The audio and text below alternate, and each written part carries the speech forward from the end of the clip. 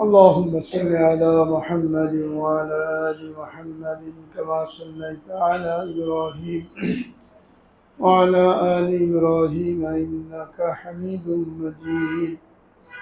اللهم بارك على محمد وعلى آل محمد كما باركت على إبراهيم وعلى آل إبراهيم إنك حميد مجيد. الحمد لله نحمده ونستعينه ونستغفره ونؤمن به ونتوكل عليه ونعوذ بالله من شرور أنفسنا ومن سيئات أعمالنا. من يهده الله فلا مضل له ومن يضلله فلا هادي له. ونشهد أن لا إله إلا الله وحده لا شريك له. ونشهد أن سيدنا وسندنا ومولانا محمدا عبده ورسوله صلى الله تعالى عليه وعلى آله وصحبه وبارك وسلم تسليما كثيرا. أما بعد، قال الله تبارك وتعالى في كلامه المجيد والفرقان الحميد: يا أيها الذين آمنوا كتب عليكم الصيام كما كتب على الذين من قبلكم لعلكم تتقون. وقال رسول الله صلى الله عليه وسلم: من صام رمضان إيمانا واحتسابا غفر له ما تقدم من ذنبه، أو كما قال عليه الصلاة والسلام. صدق الله العظيم وصدق رسوله النبي الكريم، ونحن على ذلك من الشاهدين والشاكرين. الحمد لله رب العالمين। अल्हम्दुलिल्लाह। मोहतरम हाज़रीन, बिरादरान इस्लाम, अल्लाह रब्बुल आलमीনের লাখ কোটি শুকরিয়া যে আল্লাহ রব্বুল আলামিন আমাদের ইবাদতের ভুল ত্রুটিগুলো কাটিয়ে নেওয়ার জন্য এবং সারা বছর আমরা যে অলসতা করেছি ইবাদত বন্দেগীর মধ্যে সেটা পুরা করার জন্য রমজানুল মুবারকের মতন মহিমান্বিত মাস আমাদেরকে দান করেছে। কোরআনে পাকে আল্লাহ রাব্বুল আলামিনের ঘোষণা, তোমরা যদি আমার নিয়ামতের শুকরিয়া আদায় করো আমি নিয়ামতকে বাড়িয়ে দেব, আর নিয়ামতের নাশুকরি করলে নিয়ামতকে ছিনিয়ে নেব। রমজান মাসের মতন এত বড় নিয়ামত যদি আমরা এটাকে কাজে লাগাই, ইবাদতের মাধ্যমে গুনাহমুক্তভাবে কাটানোর জন্য চেষ্টা করি, তো আল্লাহ তাআলা এতে বরকত দেবেন, আমরা প্রতিটি মুহূর্তকে কাজে লাগাতে পারব। আর যদি গতানুগতিকভাবে এই মাসটা কাটাতে থাকি, আগে যেমন গুনাহ ছিল গুনাহগুলো করতে থাকলাম, ইবাদত বন্দেগী আগে যতটুকু করতাম এখনো অতটুকুই করলাম, তো কেমন যেন আমরা এই নিয়ামতের নাশুকরি করলাম, তো আল্লাহ তাআলা এই নিয়ামতকে ছিনিয়ে নেবেন। এজন্য এক দশক পার হয়ে যাচ্ছে, এই মুহূর্তে এসে আমাদের প্রত্যেকের জন্য জরুরি আমরা আমাদের আমলের হিসাব নিকাশি। হাদিসের ভাষায় রমজানকে 3 ভাগে ভাগ করা হয়েছে। আউয়ালুহু রাহমা ওয়া আওসাতুহু মাগফিরা ওয়া আখিরুহু ইতকুম মিনান নার। রমজান মাসের প্রথম দশকে আল্লাহ রাব্বুল আলামিন রহমত রেখেছেন, দ্বিতীয় দশকে মাগফিরাত মানে ক্ষমা রেখেছেন, তৃতীয় দশকে জাহান্নাম থেকে মুক্তি রেখেছেন। এই ভাগ করার অর্থ হলো প্রথম 10 দিন বান্দা সাধ্য মতন ইবাদত বন্দেগী করে যখন আল্লাহ পাকের রহমতে সিক্ত হলো, আল্লাহ পাকের রহমত লাভ করলো, এই রহমতের বরকতে এখন সে ক্ষমার আশা করতে পারে। দ্বিতীয় দশকে যখন সে ক্ষমা পেয়ে গেল, তো ক্ষমা মানেই হলো তার জন্য জাহান্নাম থেকে মুক্তি এবং জান্নাতের ফয়সালা। এখন প্রথম 10 দিন যদি বান্দা ওইভাবে ইবাদত না করে, ওইভাবে গুনাহমুক্ত না কাটায় যে সে আল্লাহ পাকের রহমতের উপযুক্ত হবে, তাহলে তো তার মাগফিরাতের আশা করা যায় না। একটার সাথে আরেকটা জড়িত। প্রথম দশকে যখন সাধ্য মতন ইবাদত বন্দেগীর মাধ্যমে রহমতে সিক্ত হবে, রহমত লাভ করবে, এর বিনিময়ে আল্লাহ পাক তাকে মাগফিরাত দিয়ে দেবেন। আর মাগফিরাত যখন হয়ে গেল, এর অর্থ হলো এখন সে জাহান্নাম থেকে মুক্ত। তো শুরু থেকেই রমজানের মুহূর্তগুলোকে কাজে লাগানো। রমজান মাস উপলক্ষে আল্লাহ রাব্বুল আলামিন উম্মতে মুহাম্মাদীকে যে পুরস্কার দিয়েছেন, যে সুসংবাদ দিয়েছেন, এটা অন্য কোনো উম্মতকে দেওয়া হয়নি। এমনিতে রোজা সমস্ত উম্মতের উপরেই ফরজ ছিল, কেননা রোজার মূল উদ্দেশ্য হলো তাকওয়া অর্জন করা, খোদা ভীতি অর্জন করা। আর তাকওয়ার সম্পর্ক অন্তরের সাথে। মানুষের অন্তরে রোগ থাকে, এই রোগগুলো দূর করে সেখানে আল্লাহর ভয় পয়দা করতে হয়। আর মানুষ মাত্রই তার মধ্যে রোগগুলি থাকে। এজন্য শুধুমাত্র উম্মতে মুহাম্মাদী না, সমস্ত উম্মত এই তাকওয়ার মুখাপেক্ষী। আর এই কারণেই আল্লাহ রাব্বুল আলামিন বলেন, ইয়া আইয়ুহাল্লাযীনা আমানু কুতিবা আলাইকুমুস সিয়াম কামা কুতিবা আলাল্লাযীনা মিন ক্বাবলিকুম। তোমাদের উপরে রোজা ফরজ করা হয়েছে যেমন তোমাদের পূর্ববর্তী উম্মতের উপরেও ফরজ করা হয়েছিল। সকলের জন্য দরকার ছিল, কিন্তু উম্মতে মুহাম্মাদীকে বিশেষভাবে 5টা পুরস্কার দেওয়া হয়েছে, যা অন্য কোনো উম্মতকে দেওয়া হয় নাই। তার মধ্যে একটা হলো, রোজাদার ব্যক্তির জন্য জান্নাতকে সুসজ্জিত করা হতে থাকে। এক রমজান চলে যায়, পরের রমজান আসার আগ পর্যন্ত জান্নাতকে সুসজ্জিত করা হয়। আল্লাহ রাব্বুল আলামিন বলেন যে আমার বান্দারা দুনিয়ার কষ্ট ক্লেশ দূর করে অচিরেই তোমার মধ্যে আসবে, তাদেরকে স্বাগত জানানোর জন্য, ইস্তেকবাল করার জন্য প্রস্তুত হয়ে যাও। এটা হাদিসের মধ্যে বলা হয়েছে, ইজা দাখালা রমাজান ফুতিহাত আবওয়াবুল জান্নাহ ওয়া গুল্লিকাত আবওয়াবুন নার ওয়া সুলসিলাতিশ শায়াতিন। যখন রমজান আসে তো জান্নাতের দরজা খুলে দেওয়া হয়। আর এই হাদিসের মধ্যে বলা হয়েছে জান্নাতকে সুসজ্জিত করা হয়। একদিকে জান্নাতের দরজা খুলে দেওয়া হয়েছে, অর্থাৎ প্রত্যেকটা পাপী বান্দা, গুনাহগার বান্দা, সকলের জন্য জান্নাতের দ্বার অবারিত। শুধুমাত্র প্রয়োজন হলো রোজা পালন করে গুনাহমুক্ত জীবন যাপন করে তার জন্য প্রস্তুত হওয়া। তো 1 বছর ধরে জান্নাতকে সাজানো হয়। যেমন দুনিয়াতে দেখা যায় বড় কোনো মানুষের বিবাহ শাদী হলে 4 মাস 6 মাস আগে থেকেই বাড়িতে রংচং করা, প্রস্তুতি নেওয়া। কবে বিয়ে, 6 মাস আগে থেকেই প্রস্তুতি চলে। তো বান্দা জান্নাতে আসবে আল্লাহর হুকুম পালন করে, এই বান্দার সম্মানার্থে 11 মাস ধরে জান্নাতকে সাজানো হতে থাকে। এটা অন্য কোনো উম্মতের জন্য রাখা হয়নি। 2 নম্বর হলো, রোজাদার ব্যক্তির জন্য সমুদ্রের মাছ, গর্তের পিপিলিকা, এরাও দোয়া করতে থাকে, মাগফিরাতের দোয়া করতে থাকে। কারণ হলো, রোজার মাধ্যমে যখন বান্দা তাকওয়া অর্জন করবে, একে অন্যের উপরে জুলুম করা থেকে বিরত থাকবে, একে অন্যের হক আদায় করবে, খায়সাত নফসানিয়াত এইগুলোকে কন্ট্রোল করবে। তো এই সমস্ত কারণে পৃথিবীতে আল্লাহর রহমত নাজিল হবে।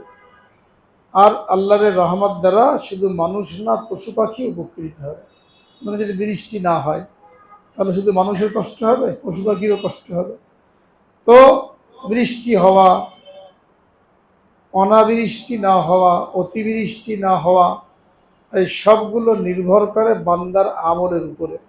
বান্দার আমল যদি ভালো হয় তো দুনিয়ার পরিবেশ ভালো থাকবে। দুনিয়ার পরিবেশ ভালো থাকলে এর দ্বারা পশু পাখি তারাও আরামে থাকবে। এই জন্য পশু পাখি কী করে? রোজাদার ব্যক্তির জন্য দোয়া করে যে এরা যদি ভালো হয়ে যায়, এরা যদি তাকওয়া অর্জন করে, তো তারা যে আল্লাহর রহমত পাবে, আমরাও ওই রহমতের অংশীদার হব। এই কারণে বলা হয়েছে সমুদ্রের মাছ, গর্তের পিপিলিকা এরাও রোজাদার ব্যক্তির জন্য দোয়া করতে থাকে। এটা উম্মতে মুহাম্মাদির জন্য বহুত বড় সৌভাগ্য। এবং শুধু এরাই না, আল্লাহ রাব্বুল আলামিনের আরশের মধ্যে যে সমস্ত ফেরেশতারা আল্লাহ তাআলার ইবাদতের জন্য দণ্ডায়মান, আল্লাহ পাকের আরশে ফেরেশতারা বিভিন্নভাবে ইবাদত করে যাচ্ছেন। নামাজের মধ্যে আমরা যে সমস্ত রুকুনগুলি আদায় করি, ফেরেশতারা আরশে আল্লাহ পাকের সামনে এই সমস্ত রুকুনের মধ্যে আছে। অর্থাৎ কেউ কিয়াম অবস্থায় আছে আল্লাহ পাকের সামনে, বুকে হাত বেঁধে দণ্ডায়মান। কেউ রুকুর মধ্যে আছে, হাজার হাজার বছর এই অবস্থায় আছে। কেউ সেজদার মধ্যে আছে, কেউ বৈঠকের মধ্যে আছে। নামাজের মধ্যে আমরা যে আমল করি, এক এক দল ফেরেশতা এক একটা আমল নিয়ে আল্লাহ পাকের সামনে তারা ইবাদতে লিপ্ত। আবার আল্লাহ তাআলার আরশবাহী ফেরেশতা আছে। এই সমস্ত ফেরেশতাদেরকে আল্লাহ রাব্বুল আলামিন নির্দেশ দেন যে তারা নিজেদের ইবাদত বন্ধ করে রোজাদার ব্যক্তির দোয়ার মধ্যে আমিন বলতে থাকবে। সারা দুনিয়াতে রোজাদার মানুষ দোয়া করতে থাকে, সবসময় দোয়া চলছে, কোথাও রাত, কোথাও দিন, কোথাও দুপুর, কোথাও সকাল। সবসময় মানুষ নামাজ পড়েছে, সবসময় মানুষ দোয়া করেছে, সবসময় মানুষ ইফতারি করেছে আর দোয়ার মধ্যে লিপ্ত। এই ফেরেশতাদেরকে দায়িত্ব দেওয়া হয়েছে তারা যেন রোজাদার ব্যক্তির দোয়ার মধ্যে আমিন বলতে থাকে। তো এইভাবে সমস্ত মখলুককে রোজাদার ব্যক্তির মাগফিরাতের দোয়ার মধ্যে লাগিয়ে দেওয়া হয়েছে। এটা উম্মতে মুহাম্মাদের জন্য বহুত বড় সৌভাগ্যের বিষয়। 3 নম্বর হলো রমজানে শয়তানকে বন্দী করা হয়, যা অন্য সময় করা হয় না। হাদিসের মধ্যে আছে সুলসিলাতি শায়াতিন, বহু বচন।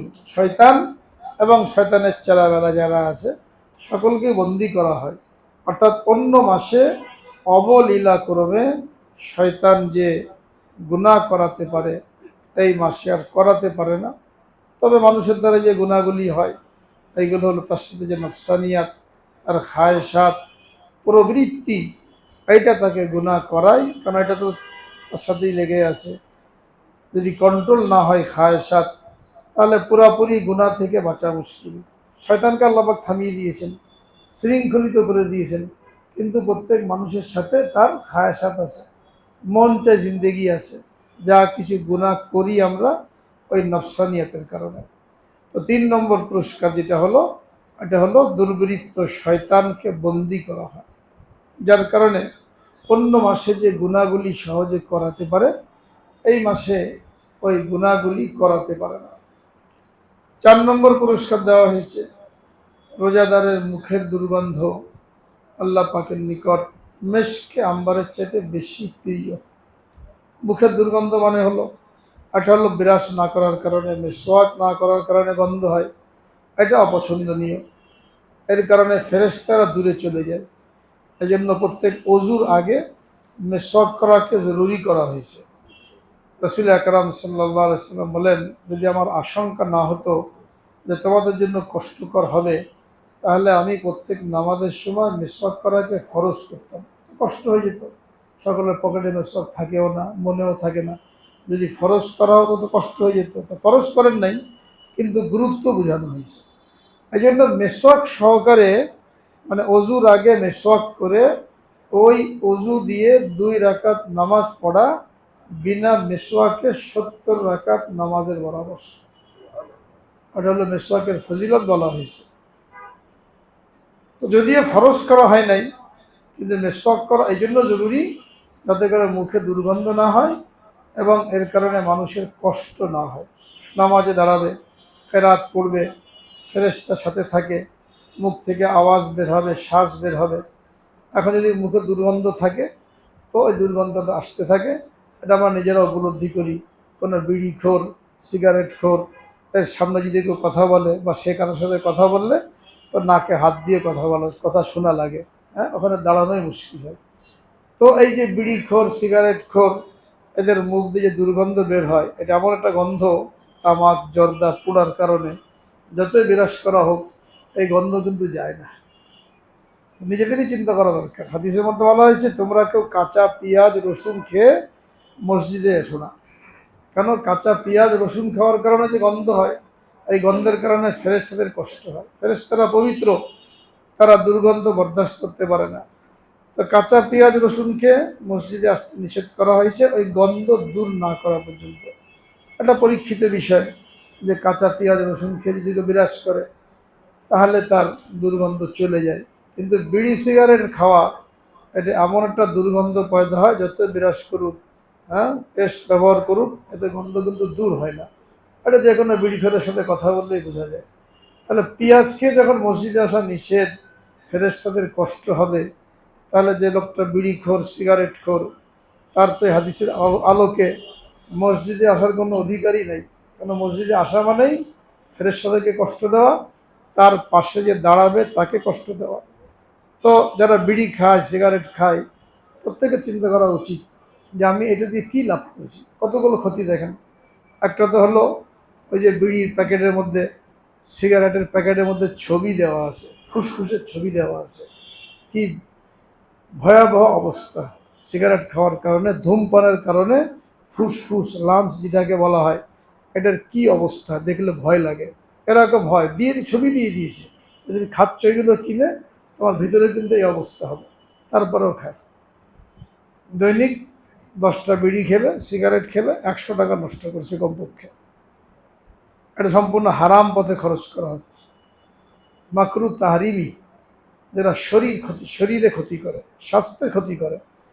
তো কতগুলো ক্ষতি, নিজের লাঞ্চের ক্ষতি করেছি, যক্ষা হয়ে যাচ্ছে, এ থেকে ক্যান্সার হবে, আলসার হবে, অপচয় করা হচ্ছে, ফেরেশতাদেরকে কষ্ট দেওয়া হচ্ছে, মানুষকে কষ্ট দেওয়া হচ্ছে।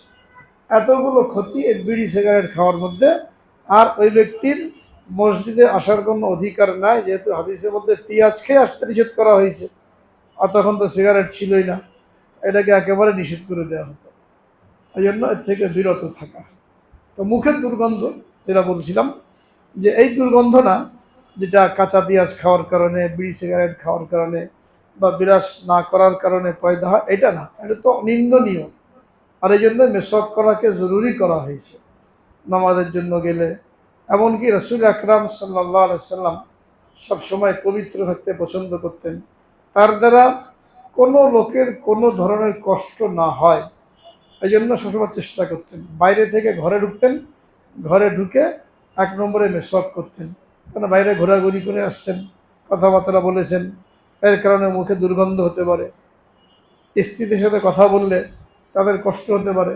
এই জন্য ঘরে ঢুকে 1 নম্বরে মেসওয়াক করতেন, যাতে করে এই কথার দ্বারা ঘরওয়ালাদের কষ্ট না হয়।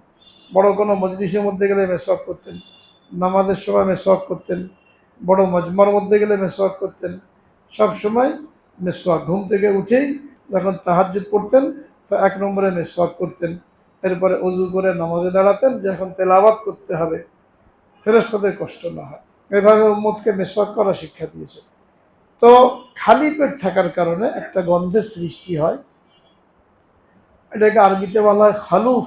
লা খালুফুস সাইম আতিয়াবু ইনদাল্লাহি মিন আতিয়াবুর রিহ মিনাল্লাহ ইনদাল্লাহি মিনাল মিস্ক। আল্লাহ তাআলার নিকট মিস্কে আম্বরের চাইতে বেশি প্রিয়। এটা 4 নম্বর পুরস্কার। প্রিয় মানে কি? প্রিয় মানে হলো কাউকে মহব্বত করলে, কারো প্রতি ভালোবাসা পোষণ করলে তাকে যেমন খুশবু, আতর ইত্যাদি দিয়ে এই মহব্বতের বহিঃপ্রকাশ ঘটানো হয়। রোজাদার ব্যক্তিকে আল্লাহ রাব্বুল আলামিন এমন মহব্বত করেন, এমন ভালোবাসেন যে জান্নাতে তাকে যে বিনিময় দেওয়া হবে, এটা মানুষ আতর পেলে, খুশবু পেলে তার মনটা যেমন প্রফুল্ল হয়, এরকম তার মনটা প্রফুল্ল হয়ে যাবে। এটা হলো এই ব্যাখ্যা যে রোজাদারের মুখের গন্ধ আল্লাহ পাকের নিকট মেশকে আম্বারের চেয়ে প্রিয়। মানে মেশকে আম্বার যেমন সকলের পছন্দ, আল্লাহ রাব্বুল আলামিন রোজাদার বান্দাকে এমন বিনিময় দেবেন যে তার মন প্রফুল্ল হয়ে যাবে। আরটা ব্যাখ্যা করা হয়েছে যে যখন বান্দা, রোজাদার ব্যক্তি কবর থেকে উঠবে, যখন দ্বিতীয়বার সিংহায় ফুঁক দেওয়া হবে, আর সমস্ত মানুষ কবর থেকে উঠে হাসরের ময়দানের দিকে ছুটতে থাকবে, তখন তার এই মুখ দিয়ে মেশকে আম্বারের খুশবু বের হতে থাকবে, যেটা প্রমাণ যে এই ব্যক্তি দুনিয়াতে রোজাদার ছিল। এলো মতলব। আর 5 নম্বর হলো রমজানের শেষ রাতে বান্দার গুনাহগুলোকে মাফ করে দেওয়া হয়। সারা মাস রোজা রাখলো, যেটা হাদিসের মধ্যে বলা হয়েছে, মান সামা রমাদানা ঈমানাও ওয়া ইহতিসাবা গুফিরা লাহু মা তাকাদ্দামা মিন যামবিহি। যে ব্যক্তি ঈমানের সাথে সওয়াবের নিয়তে রোজা রাখলো, তার পিছনের সমস্ত গুনাহ মাফ করে দেওয়া হবে। এই গুনাহ মাফের ঘোষণা রমজানের শেষ রাতে হয়। সাহাবায়ে কেরাম জিজ্ঞেস করলেন, ইয়া রাসূলুল্লাহ, এটা কি শবে কদরে হয়? বললেন, না, শবে কদরের ফজিলত আলাদা। এই যে মাফ করা হয়, নিয়ম হলো শ্রমিক যখন তার কাজ শেষ করে তখন তার পাওনা বুঝিয়ে দেওয়া হয়। রোজাদার ব্যক্তি যখন 1 মাস রোজা রাখলো আর রোজার মাস চলে গেল, এখন তার পাওনা তাকে বুঝিয়ে দেওয়া হবে। অর্থাৎ যেদিন শওয়ালের চাঁদ দেখা গেল, যেটাকে ঈদের রাত বলা হয়, ওই রাতটা হলো বান্দার গুনাহ মাফের রাত। এই জন্য ঈদের রাতটা আসমানে, হ্যাঁ, পুরস্কারের রাত হিসাবে বিবেচিত হয়।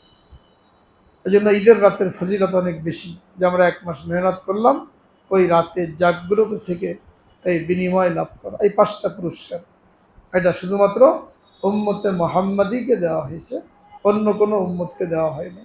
এই ধরনের আরও অনেক ফজিলত বর্ণিত হয়েছে। রোজা রাখা, তারাবি পড়া, শবে কদরে কিয়াম করা, এই 3টার ফজিলত সম্পর্কিত হাদিস বুখারী শরীফের মধ্যে বর্ণনা করা হয়েছে। যে ব্যক্তি ঈমানের সাথে সওয়াবের নিয়তে রোজা রাখলো, তার পিছনের সমস্ত গুনাহ মাফ করে দেওয়া হবে। যে ব্যক্তি রমজানের রাতগুলিতে কিয়ামুল লাইল দণ্ডায়মান থাকলো, অর্থাৎ তারাবির নামাজ পড়লো, তার পিছনের সমস্ত গুনাহগুলি মাফ করে দেওয়া হবে। আর যে ব্যক্তি মান কামা লাইলাতাল কদরি ঈমানাও ওয়া ইহতিসাবা গুফিরা লাহু মা তাকাদ্দামা মিন যামবিহি, লাইলাতুল কদরে দণ্ডায়মান থাকলো, সাধ্য মতন ইবাদত বন্দেগী করলো, তারও পিছনের সমস্ত গুনাহগুলি মাফ করে দেওয়া হবে। এই সুসংবাদ দেওয়া হয়েছে। আর এক হাদিসের মধ্যে সুসংবাদ দেওয়া হয়েছে, সেটা হলো রাসূল আকরাম সাল্লাল্লাহু আলাইহি ওয়াসাল্লাম একদিন মেম্বারে আরোহণ করেছিলেন খুতবা দেওয়ার জন্য। যখন প্রথম সিঁড়িতে পা রাখলেন, তিনি আমিন বললেন। দ্বিতীয় সিঁড়িতে পা রাখলেন, আমিন বললেন। তৃতীয় সিঁড়িতে পা রাখলেন, আমিন বললেন। এরপরে খুতবা দিলেন, খুতবা শেষ করলেন।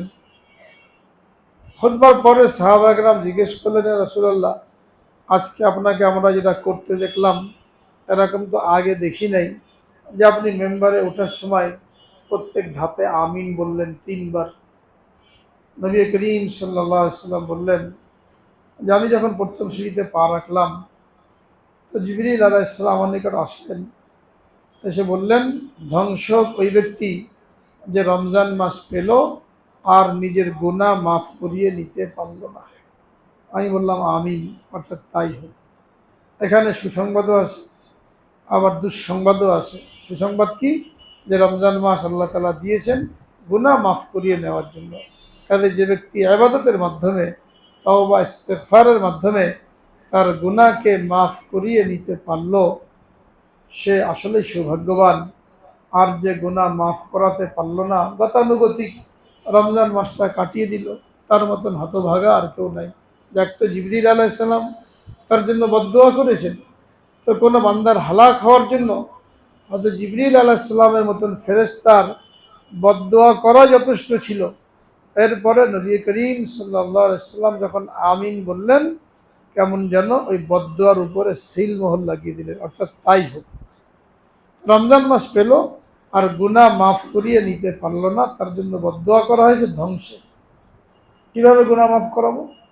যে আমলগুলি করার দরকার, গত সপ্তাহে বলা হয়েছিল 4টে কাজের কথা বলা হয়েছিল, 5টা কাজের কথা বলা হয়েছিল। নামাজের এহতেমাম করা জামাতের সাথে, সুন্নত নফলের এহতেমাম করা, ইচ্ছা করলে আমরা এই নামাজের আগে পরে করে 2-4 রাকাত করে করে 60 রাকাত অতিরিক্ত নফল নামাজ পড়ে ফেলতে পারি, যেটা অন্য মাসে পড়া হয় না। কোরআন তেলাওয়াতের এহতেমাম করা, যেহেতু রমজান হলো কোরআন নাজিলের মাস। 3 নম্বরে বলা হয়েছিল দোয়ার এহতেমাম করা, দোয়া ও মুখুল ইবাদত। 5টা আমলের কথা বলা হয়েছিল, যে 5টা আমলের দ্বারা আমরা আমাদের গুনাহকে মাফ করিয়ে নিতে পারি। 1 নম্বর ফরজ নামাজ জামাতের সাথে পড়া, আর বেশি বেশি নফল পড়া, এই তাহিয়াতুল ওযু, তাহিয়াতুল মসজিদ, ইশরাক, চাশ, আওয়াবিন, তাহাজ্জুদ, তারাবি, এই সবগুলো মিলে আমাদের 60 রাকাত নামাজ আমরা রমজানে প্রত্যেকদিন পড়তে পারি। কমপক্ষে এতটুকু সকলেই করতে পারি। আর 2 নম্বর হলো কোরআন তেলাওয়াত বেশি বেশি, যেহেতু কোরআন নাজিলের মাস। 3 নম্বর দোয়ার এহতেমাম করা, লম্বা লম্বা দোয়া, ইফতারির সময়, সেহরির সময়, এই 2 সময় 2টা দোয়া অবশ্যই কবুল হয়। বিশেষ করে ইফতারির আগে এবং সেহরি, অন্যান্য সময় হয়। রোজার মাস পুরা মাসটাই দোয়া কবুলের সময়। এই জন্য এই মাসে লানত করা নিষেধ। মহিলারা লানত করতে থাকে, কথায় কথায় লানত করে, ছেলে পেলে কথা না শুনলে, পাড়া প্রতিবেশীর ঝগড়াঝাটি হলে, হ্যাঁ তোর মাথার উপর বাজ পড়ুক, ঠাটা পড়ুক, গাড়ির তলায় পড়ে মর, এরকম বদদোয়া করে। রোজার মাসে কোনো অবস্থায় যেন মা বোনদের মুখ থেকে এরকম কথা বের না হয়, ছেলে পেলের জন্য বের না হয়। বের হলো এমন সময় দোয়া কবুলের মুহূর্ত, দোয়া কবুল হয়ে গেল আর অ্যাক্সিডেন্টের খবর আসলো, অ্যাক্সিডেন্ট হয়ে গেছে। কেন হলো? আমি তো বদদোয়া করলাম, কবুল হয়ে গেছে। এজন্য কোনো অবস্থায় যেন এরকম বদদোয়া বের না হয়, লানত বের না হয়। মহিলাদেরকে অধিকাংশ জাহান্নামী বলা হয়েছে কি কারণে? 2 কারণে। একটা হলো স্বামীর নাশুকরি করে, আর হলো কথায় কথায় লানত করতে থাকে, সবার উপরে লানত করে।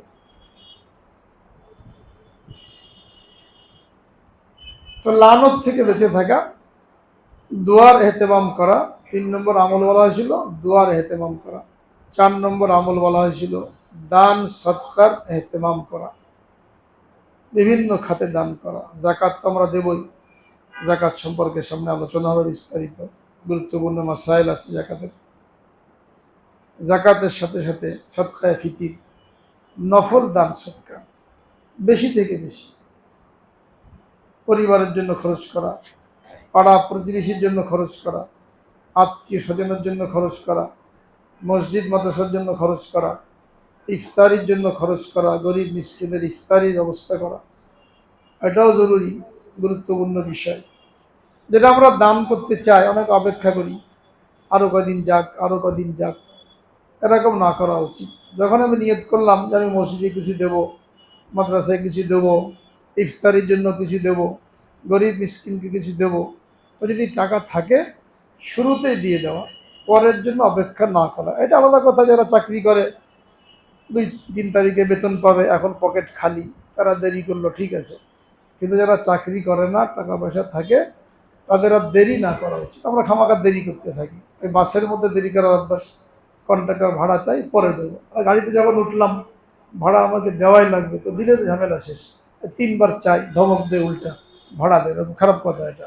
যারা আমরা বাসে উঠি আর যখন কন্ট্রাক্টর ভাড়া চাইতে আসে, সাথে সাথে ভাড়া দিয়ে দেওয়া উচিত। আর দূরে যাব পরে দেবো, কাল ক্ষেপণ কি জন্য? উঠলাম, আমার ভাড়া পাওনা হয়ে গেল, ওইখানে দেরি করে অভ্যাস। এখন দান করার নিয়ত করি, এখানেও দেরি করতে থাকি। যেদিন থেকে দান করলাম ওই দিন থেকে তো আমার সব শুরু হয়ে গেল। 10 দিন পরে দেবো, তো 10 দিনের সব কমে গেল না? এই জন্য যখন নিয়ত করলাম তখনই দিয়ে দেওয়া উচিত। এই জন্য আমরা এটাও খেয়াল করব যে কোথায় কি প্রয়োজন আছে। আমাদের মসজিদ সম্পর্কে বলা হয়েছিল, আপনারা দেখতে পাচ্ছেন অনেক কাজ হয়েছে আলহামদুলিল্লাহ। গুরুত্বপূর্ণ সংস্কার হয়েছে, 3-4 লাখ টাকা মতন খরচ হয়েছে। এখানে আমরা চেষ্টা করব। এবং ইফতারি চলছে, প্রথম দিকে 50-60 জন হতো, এখন মোটামুটি 100 হয়ে যাচ্ছে প্রত্যেক দিন। এই ইফতারি ফান্ডেও আমরা মন খুলে শরীক হওয়ার জন্য চেষ্টা করব। তো 4 নম্বর হলো দান সৎকার করা। আর 5 নম্বর সবচেয়ে গুরুত্বপূর্ণ, সেটা কি? গুনাহ থেকে বেঁচে থাকা। ইবাদত বেশি করতে পারি আর না পারি, গুনাহ থেকে বেঁচে থাকি। কষ্ট করে রোজা রাখলাম, না খেয়ে থাকলাম, কিন্তু গুনার মধ্যে লিপ্ত। কেউ লুডো নিয়ে, কেউ তাস নিয়ে, কেউ মোবাইল নিয়ে, কেউ ক্যারাম বোর্ড নিয়ে। আর কোনো কিছু না থাকলে পত্রিকা একটা খুঁটিয়ে খুঁটিয়ে পড়েই যাচ্ছে। 2-3 ঘন্টা পত্রিকা পিছনে শেষ, কোথায় কি বিজ্ঞাপন আছে তাও পড়ে শেষ। কারণ সেটা এক পৃষ্ঠা পড়ার সময় হয় না, আর পত্রিকা পুরা A to Z পড়ে ফেললাম। এই যে সময়টা নষ্ট হলো পেপার পত্রিকার পিছনে, হ্যাঁ, এটাও কিন্তু একটা গুনাহ, যে রমজানের গুরুত্বপূর্ণ সময়গুলি আমরা এখানে নষ্ট করছি। আল্লাহ তাআলা আমাদেরকে হেফাজত করেন। তো রাসূল আকরাম সাল্লাল্লাহু আলাইহি সাল্লাম প্রথম সিঁড়িতে পা রাখলেন, বদদোয়ার উপরে আমিন বললেন। কি ছিল? যারা রমজান মাস পেল কিন্তু নিজের গুনাহ মাফ করিয়ে নিতে পারলো না। আমরা যেন এই হাদিসের মধ্যে না পড়ি, এই বদদোয়ার মধ্যে না পড়ি। রমজান চলে যাচ্ছে আর আমাদের সময়গুলি গতানুগতিক পার হচ্ছে, কোনো পরিবর্তন নাই, আমলে কোনো তারাক্কি নাই, দান সৎকায় কোনো বৃদ্ধি নাই, গুনাহ থেকে বেঁচে থাকা নাই। যেমন ছিল রমজানের আগের মাসে, এখনও এরকম। এটা নেয়ামতের নাশুকরি এবং এই বদদোয়ার মধ্যে পড়ার নামান্তর। যখন 2 নম্বর সিঁড়িতে পা রাখলাম, তখন রাসূলুল্লাহ বললেন, ধ্বংস ওই ব্যক্তি যে পিতা মাতা উভয়কে কিংবা একজনকে বার্ধক্যে পেল আর নিজের জন্য জান্নাত অবধারিত করতে পারল না। আমি বললাম আমিন। পিতা মাতা উভয়কে বার্ধক্যে পেয়েছে। বার্ধক্যের কথা কেন বলা হয়েছে? সবসময় পিতা মাতার খেদমত করা জরুরি, বাকি বার্ধক্যে উপনীত হলে আর বেশি জরুরি হয়ে পড়ে। কেন? যখন শক্তি সামর্থ্য থাকে তখন তারা পারতপক্ষে ছেলে মেয়ের খেদমত নেয় না, নিজেরটা নিজেই করে।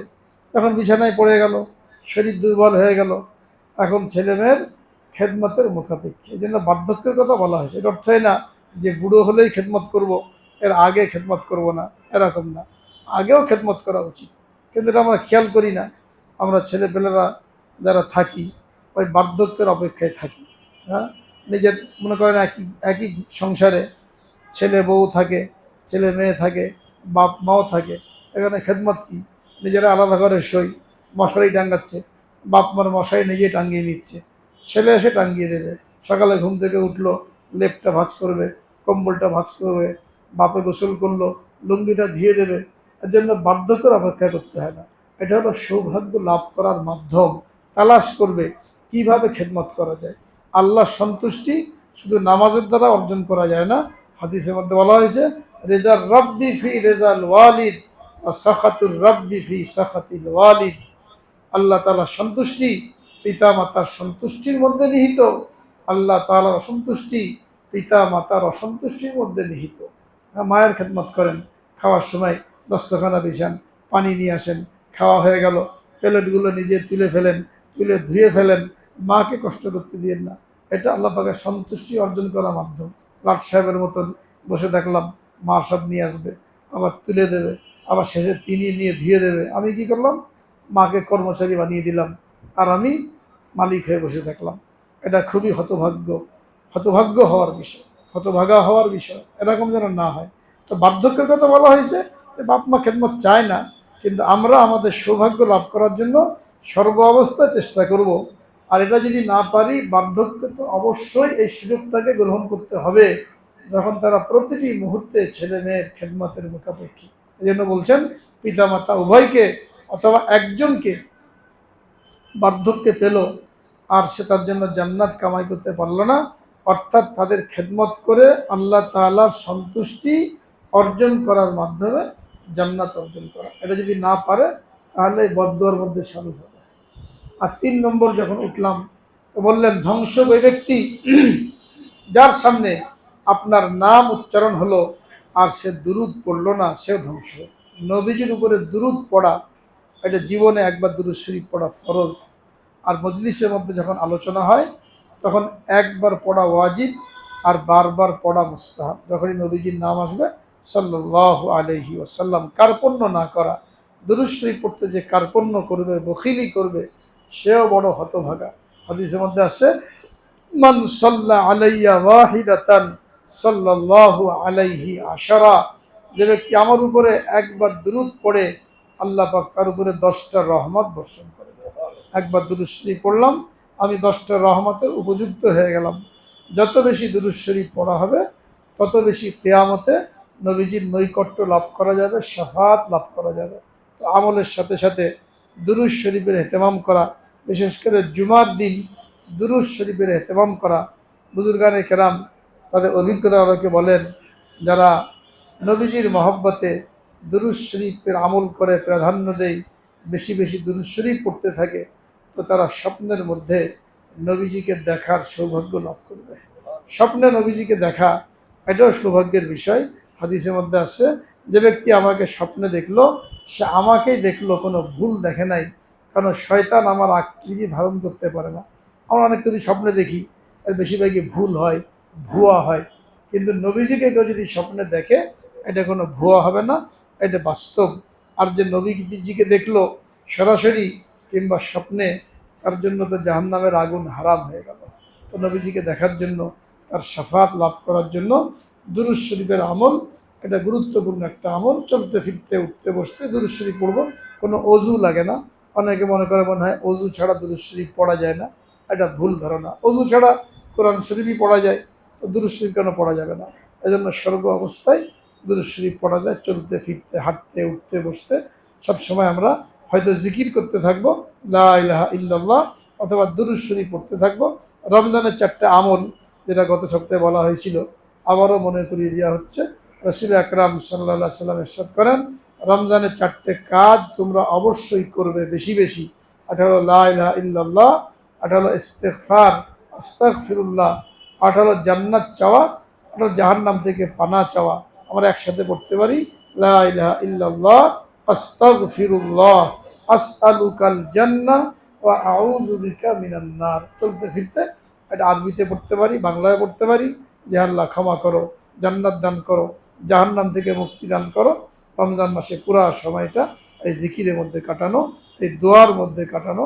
আল্লাহ রাব্বুল আলামিন বাকি রমজানগুলি আমাদেরকে ইবাদতের মধ্যে এবং গুনাহমুক্ত কাটানোর তৌফিক দান করেন। ওয়া আখিরু দাওয়ানা আলহামদুলিল্লাহি রাব্বিল